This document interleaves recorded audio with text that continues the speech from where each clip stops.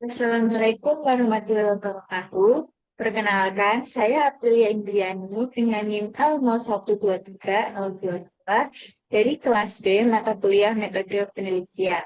Di sini saya akan mempresentasikan hasil usulan proposal saya dengan judul Analisis Sentimen dan Deteksi Mismatch Rating pada ulasan produk Shopee menggunakan naive Bayes dan TF-IDF dengan penanganan imbalance data menggunakan SWOT.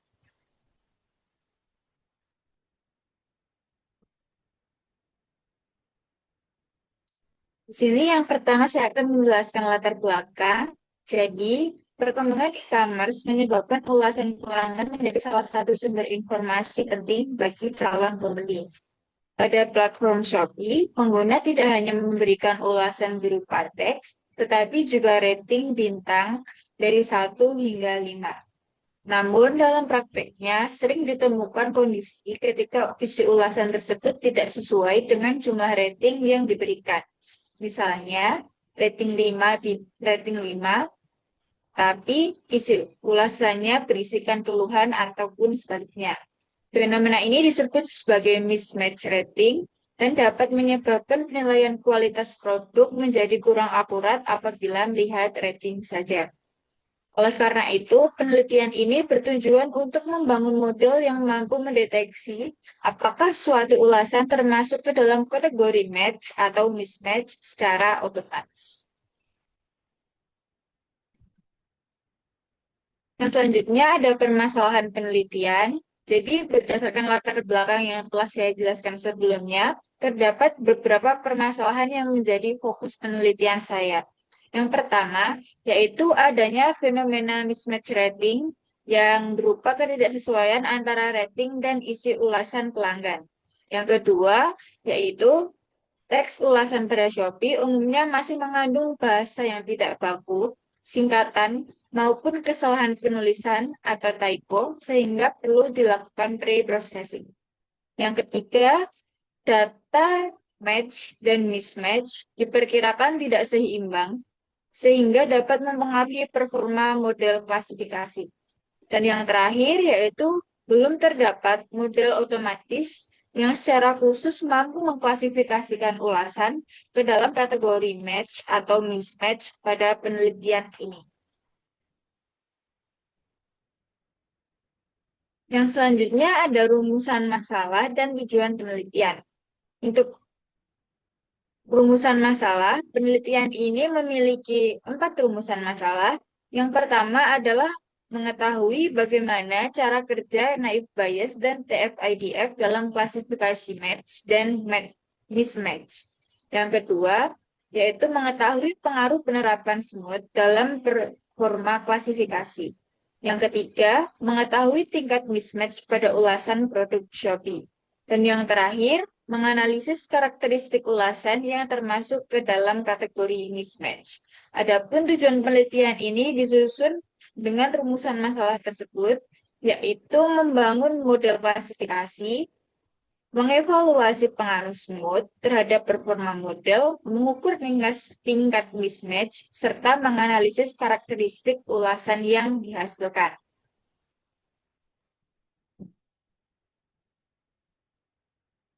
Yang selanjutnya ada batasan penelitian.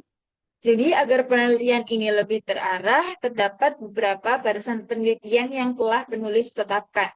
Yang pertama, yaitu dataset yang digunakan merupakan ulasan publik berbahasa Indonesia pada salah satu kategori produk di Shopee.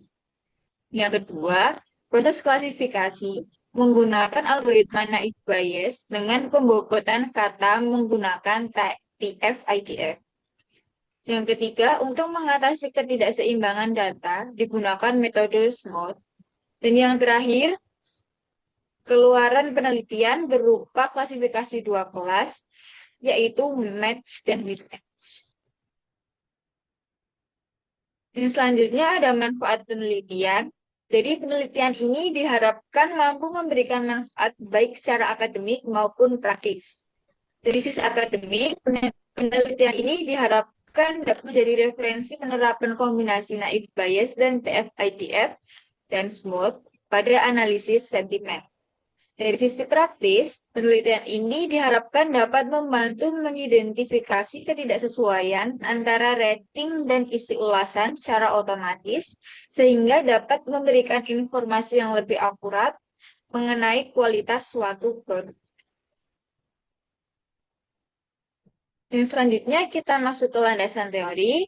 Jadi, penelitian ini didasarkan pada beberapa konsep utama, yaitu yang pertama adalah ulasan pengguna, rating, dan rating sebagai indikator penilaian produk pada platform e-commerce. Dan yang kedua, yaitu adanya fenomena mismatch rating, yang yaitu berupa kondisi ketika rating yang diberikan tidak sesuai dengan isi ulasannya.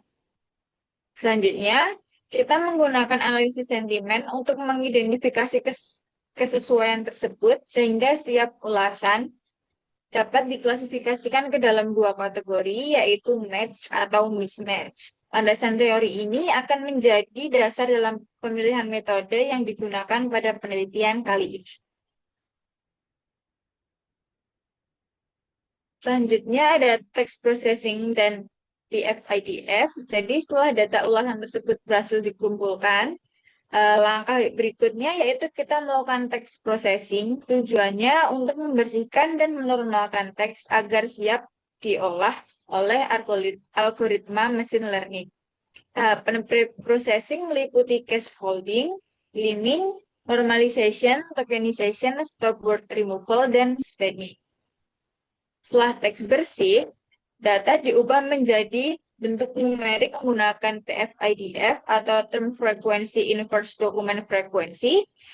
Jadi metode ini akan memberikan bobot pada setiap kata berdasarkan frekuensi kemunculannya dalam suatu dokumen dan tingkat keunikannya pada seluruh dokumen. Sehingga kata-kata yang lebih informatif akan memiliki bobot yang lebih tinggi. Dan selanjutnya ada Cohen's kappa, smooth, dan naive bayes. Jadi selain melakukan pre-processing dan TF-IDF, penelitian ini juga menggunakan 3 metode utama, yaitu yang pertama ada Cohen's kappa, yang digunakan untuk mengukur tingkat kesepakatan antara dua anotator saat melakukan pelabelan data. Nilai kappa yang tinggi menunjukkan bahwa hasil pelabelan memiliki konsistensi yang baik.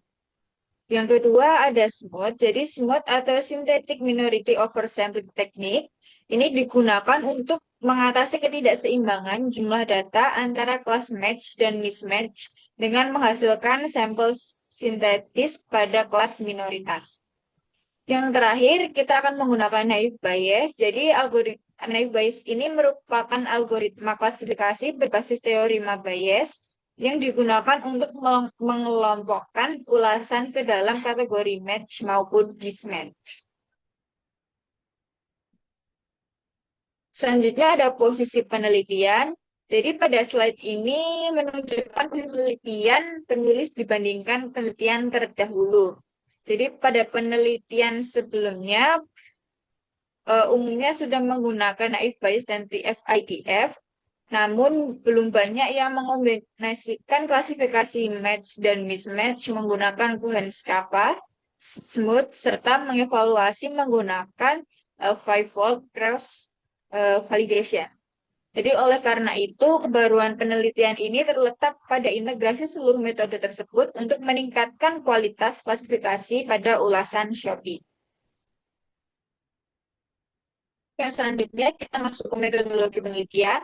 Jadi metodologi penelitian ini menggunakan beberapa tahapan, mulai dari pengumpulan data, pre-processing, pelabelan data, ekstraksi fitur menggunakan TF-IDF, penanganan ketidakseimbangan data menggunakan smooth, proses klasifikasi menggunakan naive bayes, hingga evaluasi model menggunakan five-fold cross-validation.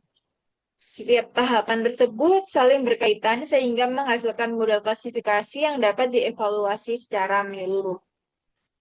Selanjutnya kita masuk ke alur penelitian. Jadi secara lebih rinci alur penelitian ini dimulai dari pengumpulan data beserta ratingnya. Selanjutnya akan dilakukan pelabelan match dan mismatch berdasarkan kesesuaian antara isi ulasan dengan rating yang diberikan. Setelah itu dilakukan uji Cohen-Shappa untuk memastikan konsistensi pelabelan. Data kemudian diproses melalui pre-processing, diubah menjadi fitur menggunakan TF-IDF, diseimbangkan menggunakan smooth, kemudian diklasifikasikan menggunakan naive Bayes, dan tahap terakhir adalah evaluasi dan analisis hasil klasifikasi.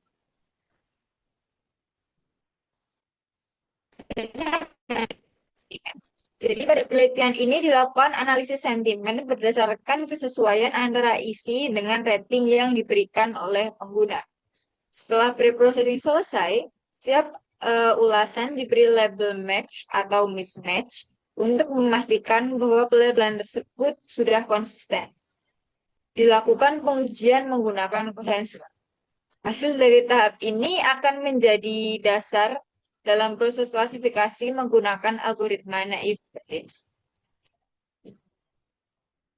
Yang selanjutnya ada tahapan pre-processing. Jadi di pre-processing ini kita akan memiliki 6 proses utama, yaitu yang pertama ada case folding, yaitu mengubah seluruh huruf menjadi huruf kecil. Yang kedua, kita akan melakukan cleaning, yaitu menghapus tanda baca, angka URL, dan karakter yang tidak diperlukan.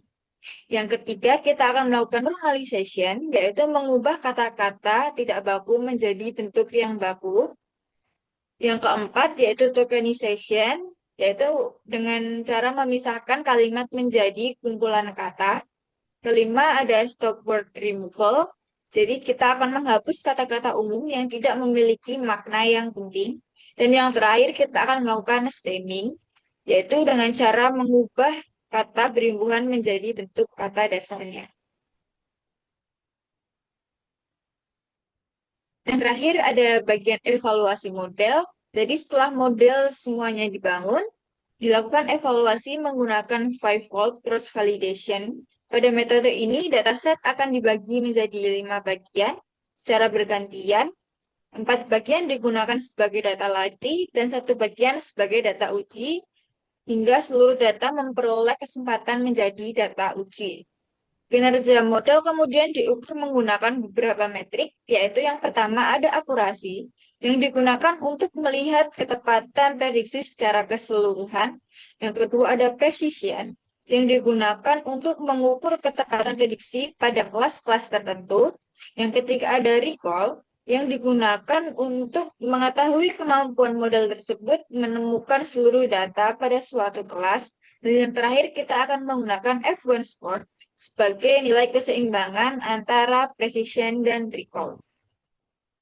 Baik, selanjutnya ada jadwal penelitian. Jadi rencananya itu penelitian saya ini yang sebenarnya itu akan saya laksanakan pada bulan September bisa karena jam ini ya. Dan dukungan saya cek di bulan September memberikan kemudian saya singkat di bulan Oktober kemudian ada match dan match itu beberapa